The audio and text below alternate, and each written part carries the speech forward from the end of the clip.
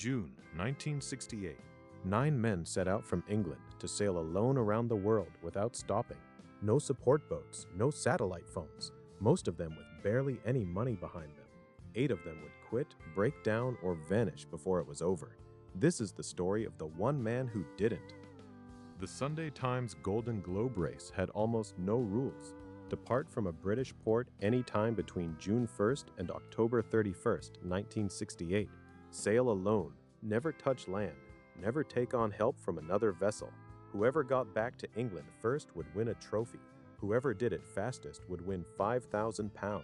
Robin Knox-Johnston was a 29-year-old merchant navy officer with almost no money and no sponsor. He wasn't the favorite. He wasn't even close.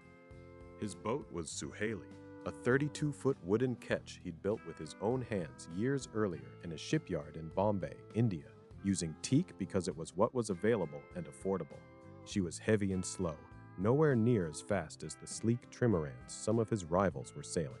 Knox-Johnston left Falmouth on June 14, 1968, one of the earliest to start, because his boat and his budget couldn't afford to wait around. Within the first 100 days, 5 of the 9 competitors were already out. Che Blythe and John Ridgway, both far more experienced at rowing across the Atlantic than sailing it solo, turned back early. Bill King's boat was knocked down and dismasted off South Africa.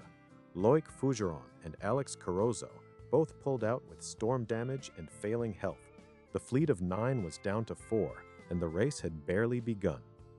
The man actually in the lead was French sailor Bernard Moitessier, faster than Knox-Johnston, more experienced, and well ahead of him by the time he passed Cape Horn.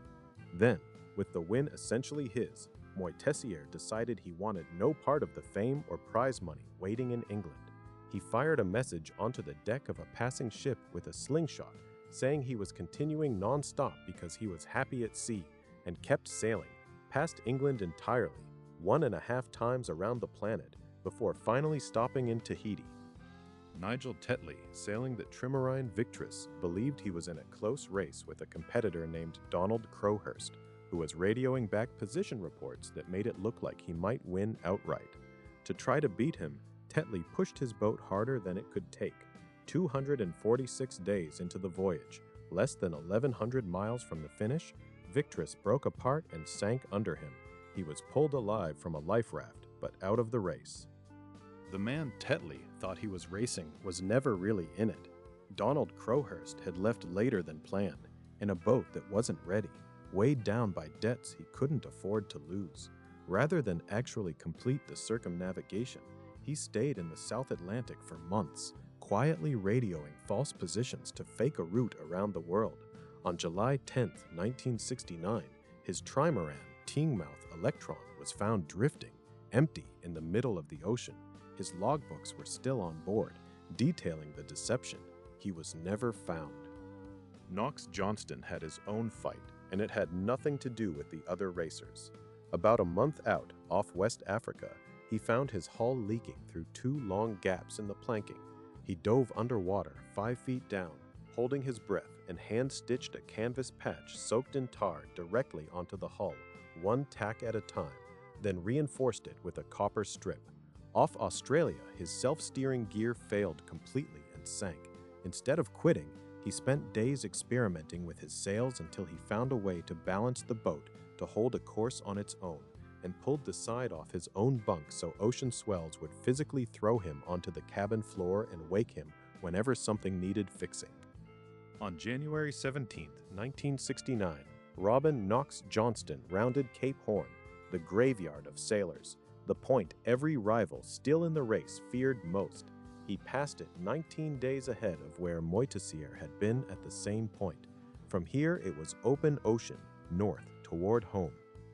On April 22, 1969, after 312 days alone at sea and roughly 30,000 miles, Robin Knox-Johnston sailed Suhaili back into Falmouth Harbor.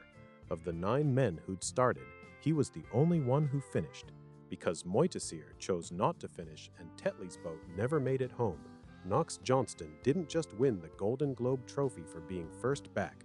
By default, he also won the Sunday Times £5,000 prize for the fastest voyage.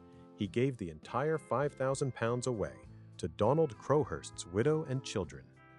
Robin Knox-Johnston was appointed CBE within months and named Britain's first Yachtsman of the Year. In 1995, he was knighted.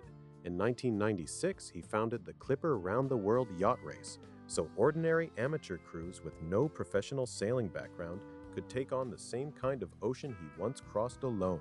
Then, in 2006, at age 68, he entered another solo round-the-world race himself and won it outright, the oldest person ever to do so.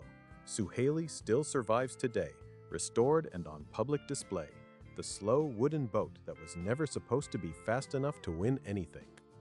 Follow Sourbudsden for more real stories.